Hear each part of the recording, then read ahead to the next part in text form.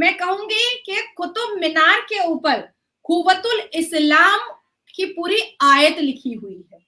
कुव्वतुल इस्लाम की पूरी आयत लिखी हुई है, और उस अरबी में आयत में ये चीज लिखी हुई है कि 27 टेम्पल्स को औरंगजेब ने भारत में डेमोलिश किया था, डेवेस्टेट किया था, रुइन किया था, और मंदिरों को डेवेस्टेट करके मस्जिदों को बनाया था। ये कुतुब मीनार पर लिखा हुआ है। ये मैं नहीं बोल रही हूँ, मैं नाजिया इलाही खान नहीं बोल रही हूँ, ये कुव्वतुल इस्लाम सबसे, आप एकदम ऊपर पे जो भी मेरी बातों को मतलब गलत समझ रहा है, वो अभी इसी वक्त कुतुब मीनार चला जाए, और कुतुब मीनार पर ऊपर से जो अरबी में लिखा हुआ है उसमें सबसे बड़े बोल्ड वर्ड पे कुव्वतुल इस्लाम लिखा हुआ है, और कुव्वतुल इस्लाम के बाद बहुत सारी आयतें लिखी हुई हैं। उस आयतों में ये साफ लफ्जों में अरबी में लिखा हुआ है कि औरंगजेब ने 27 टेम्पल्स को तोड़े थे और वहां पर मस्जिदें बनाई थी, और कई ऐसे गुंबद थे, कई ऐसे इंफ्रास्ट्रक्चर थे जो उसने उसको चेंज नहीं किया था, सिर्फ ऊपर का एरिया को तोड़ करके, डिमोलिश करके गुंबद नुमा बना दिया गया था, ताकि लोग इसको मस्जिद समझे, क्योंकि मस्जिद का गुंबद होता है। अब उसके बाद मैं बताऊंगी, एक किताब है जो तमाम, सिर्फ भारत में नहीं, तमाम मुस्लिम मुल्कों में मिलता है। हालांकि ये किताब उर्दू में है, फारसी में है, अरबी में है। तो मुझे लगता है कि भाई अरबी तो एटलीस्ट सारे भारत के मुसलमानों को आनी ही चाहिए, क्योंकि अल कुरान अरबी में है, और अरबी में पढ़ना ही हमारे ऊपर बोला गया है, जायज कहा गया है। तो ताजुल महसिर एक किताब है, हमारी धार्मिक किताब है, इस्लामिक किताब है। उसमें हसन निजाम ने अपने अपने कलम से लिखा है कि 300 से ऊपर मस्जिदें बनाई गई थी मंदिरों को तोड़ करके। 300 मैंने ऐसे इतिहास के पन्ने खोले हैं जिसको कोई भी मेरे ऊपर अटैक करने से पहले या मुझे बुरा बोलने से पहले कुतुब मीनार चला जाए, और या तो फिर ताजुल महसिर को पढ़ ले। एकदम फैक्ट के आधार पर मैं बात कर रही हूँ। अब आती है बात कि अब क्योंकि एएसआई सर्वे रिपोर्ट के हमने पंक्तियां खोली, और 1991 से जो एक डिस्प्यूट चला आ रहा था, कहीं ना कहीं एएसआई के 839 पेजेस के रिपोर्ट में और जितनी भी पंक्तियां खुली हैं उस हिसाब से ये जो रिपोर्ट है ये हिंदू पक्षों के पास चला गया है। और एक बार फिर all India Muslim personal law board से लेकर जमायतुल उलमा हिंद से लेकर के मुस्लिम पक्षों में जितने भी पिटिशन गए थे, उन तमाम को मुंह की खानी पड़ी है। और क्योंकि उनके दिल में इस चीज का डर था पहले से कि एएसआई सर्वे होगा और दूध का दूध पानी का पानी हो जाएगा और हिंदू पक्ष ही जीतेंगे, ये बात मुसलमानों को पहले से पता थी। अब फिर ये कहेंगे, अवैसी साहब जोड़ा अवैसी और मुसलमान पक्ष खड़े होकर के सब कहने लगेंगे, और पाकिस्तान से भी थोड़ी सी चीख चिल्लाहट सुनाई देने लगेगी कि देखा मुसलमानों को टारगेट किया जा रहा है, देखा मुसलमानों के साथ बुरा हो रहा है, उनकी मस्जिदों को टारगेट किया जा रहा है। तो मैं पूछना चाहती हूँ कि तो जब मुगलों ने हिंदुओं को टारगेट किया, जब मुगलों ने हिंदुओं के आस्था और विश्वास की जगह को तोड़ा, तो कितना बुरा लगा होगा सनातनियों को, कितना बुरा लगा होगा, कितनी आंखें रो रही होंगी, कितना दिल कसमसा रहा होगा कि इस भारत की धरती पर रह करके 82.7% की मेजॉरिटी में रह करके हम अपने आस्था की जगह के लिए कानूनी लड़ाई लड़ते हैं। मुगल आया और हमारे आस्था की जगह को तोड़ करके हमारी आस्था को तोड़ने की कोशिश करके चला गया।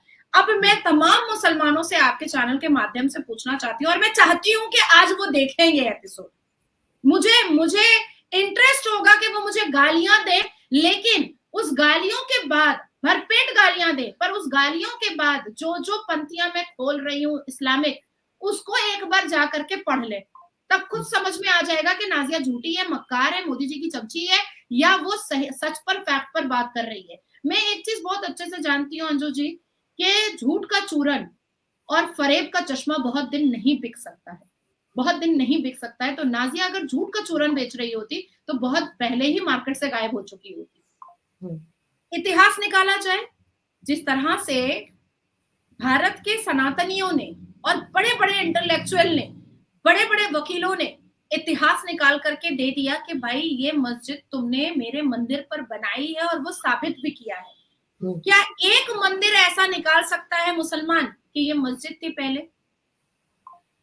मैं खड़े होकर के वो केस लड़ूंगी कि इस पर भी एएसआई होना चाहिए। मैं खड़े होकर के चीफ जस्टिस ऑफ इंडिया को गुहार लगाऊंगी कि मुसलमानों ने पहली बार कहा है कि एएसआई सर्वे करो। मुसलमानों ने पहली बार कहा है कि इसकी जांच होनी चाहिए।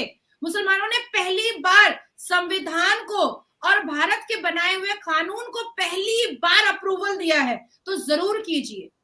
पर ऐसा नहीं है। राजपूत गुजरे, राजा गुजरे, मराठा गुजरे, शिवाजी गुजरे, पर किसी ने भी कभी भी किसी मस्जिद पर हाथ नहीं डाली, आंख नहीं डाली, अपनी नीयत नहीं डाली। किसी मस्जिद को तोड़ करके उन्होंने मंदिर नहीं बनाया। पर औरंगजेब, बाबर, ये जितने मुगल आए, सब ने मंदिरों पर आंख भी डाली और कब्जा भी किया, डिमोलिश भी किया, और आस्था की जगह को चूर चूर करके वहां पर मस्जिद भी बनवाया। और सिर्फ मंदिर को तोड़ा नहीं, बल्कि हिंदू माँ बहन बेटियों के साथ जो उन्होंने अश्लीलता की है, उसके पन्नों को अगर अभी खोल दिया जाएगा ना, तो मुसलमानों को मुंह छुपाने की जगह नहीं मिलेगी। मुंह छुपाने की जगह नहीं मिलेगी मुसलमानों को।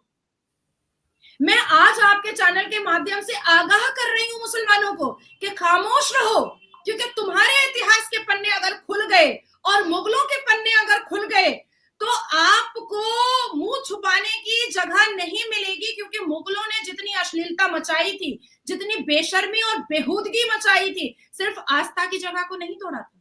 सिर्फ आस्था और विश्वास की जगह पर उन लोगों ने हथौड़ी और छेनी नहीं चलाया था, बल्कि साथ साथ हिंदू बहु बेटियों पर भी नजरें खराब की थी, उनको भी लूटा था, उनको भी अपने हरम में ले जाकर के जोर जबरदस्ती किया था। ये भी पन्ने खुलने स्टार्ट हो जाएंगे, क्योंकि 9 साल में हिंदू जाग चुका है।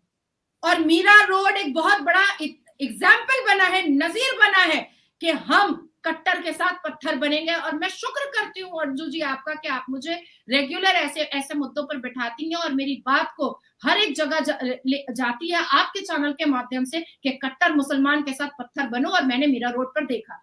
अब मैं वो पंथियां खोलना चाहती हूँ जिसमें ये दूध का दूध पानी का पानी हो जाएगा जी। कुरान ने डिक्टेट ही किया है। मैं सूरा नंबर के साथ बात करूंगी, मैं हवाबाजी की बात नहीं करूंगी। कुरान ने डिक्टेट ही किया है कि जो भी नॉन बिलीवर है अल्लाह का, जो भी अल्लाह तबारक ताला को नहीं मानता है, उसको पकड़ो, मारो, और उनकी धार्मिक जगह जो वो बनाते हैं उसको तोड़ो, उसको चूरो, उसको खत्म करो। ठीक है। The Quran is replete with sura directed it followers to violence. सूरा नंबर 3 वर्सेस 151। टेरर इस्लाम सिखाया है। और उन लोगों के अगेंस्ट में जो ला इलाहा इल्लल्लाह मुहम्मदुर रसूलुल्लाह ना पढ़े, उन लोगों के अगेंस्ट में जो अल्लाह एक है, पाक और बेऐब है, ना माने, उन लोगों के अगेंस्ट में जो अल्लाह को अपना अल्लाह तबारक ताला ना माने। सूरा नंबर 2 आयत नंबर 191। पकड़ो, लूटो, मारो अगर वो अल्लाह को ना माने और रसूल को ना माने।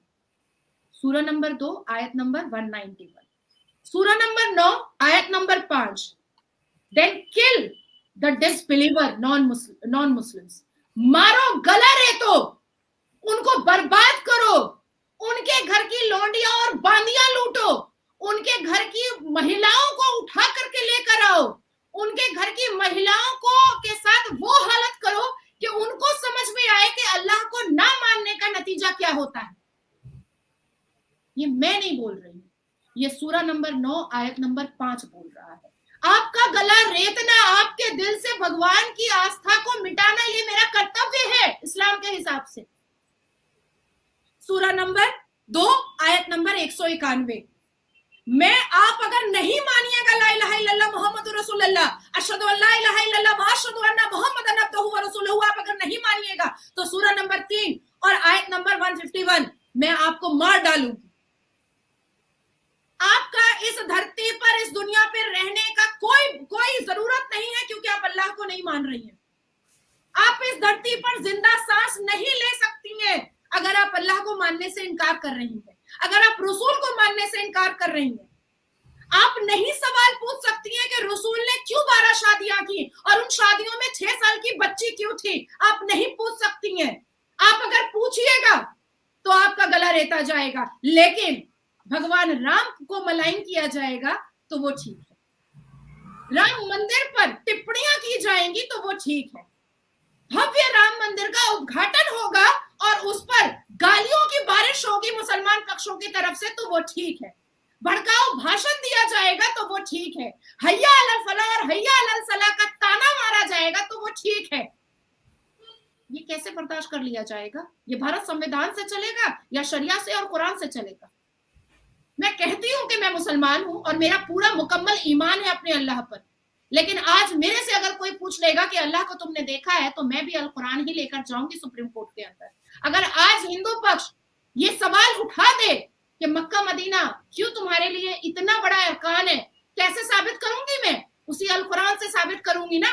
तो जब ये हिंदू पक्ष उसी वेदों और ग्रंथों से अपने भगवान को साबित करते हैं, तो आप नाराबाजी क्यों करते हैं? आपके पास अल्लाह के होने का क्या प्रूफ है? आपके पास प्रॉफिट होने का मेरे पास क्या प्रूफ है? मैं तो मुसलमान हूं, मेरे पास कोई प्रूफ नहीं। ना मैंने अल्लाह देखा है, ना मैंने प्रॉफिट देखा है। मैंने पढ़ा है, मैंने सुना है, मैंने समझा है।